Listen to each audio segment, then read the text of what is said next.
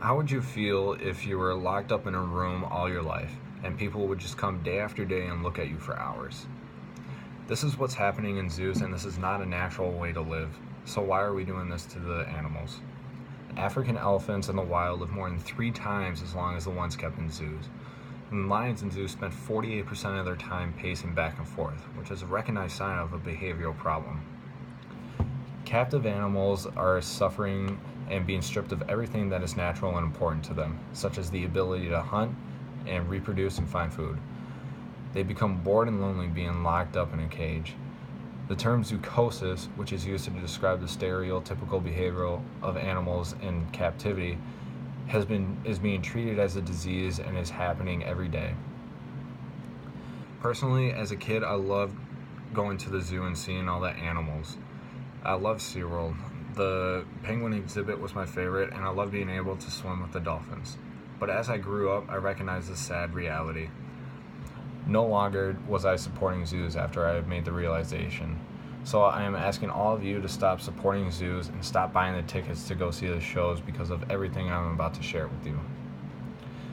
The opposing view of zoochosis is they think it can be treated. The animals are given enrichment programs and given distracting toys and puzzles for them to do. And they're given food that takes longer to eat, and more complex additions are added to their enclosures. But in turn, the zoochosis is only reduced 53% of the time. Most of the time, the zookeepers just give the animals medication such as Valium, Prozac, and other antipsychotics that humans take for depression. These are not meant for the animals and in turn are killing them inside. Personally, I think the zookeepers are trying to fix a problem that is avoidable to begin with. Zoochosis is not fully treatable. Like humans, each animal is different and needs individual attention that is not given. The zookeepers give their species the individual attention, but not to each animal. Animals have been fatally harmed because of their behavior caused by captivity. At the Dallas Zoo, gorilla Jabari tried to escape by jumping walls and was fatally shot. At the Edmonton Zoo, elephant Lucy cannot roam the amount elephants do in the wild because she is locked away majority of the time. In turn, this has caused painful arthritis for her. In turn, zoos are meant for people, not animals. They say zoos have an overall helpful intent, and they say this by preserving various species and preventing animals from extinction. Extensive help research can be done with animals always available at the zoos, and this is where they're just wrong. All these claims are false. Preservation of species starts with the humans.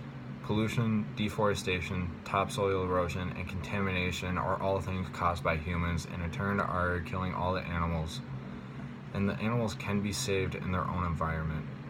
Extinction can be prevented by the banning of hunting, arresting poachers, and population control. And the research done in zoos has been deemed irrelevant and unreliable. Animal testing is present and is often way too common and is only used mainly for human consumption. Another argument is that zoos educate the children. This is false.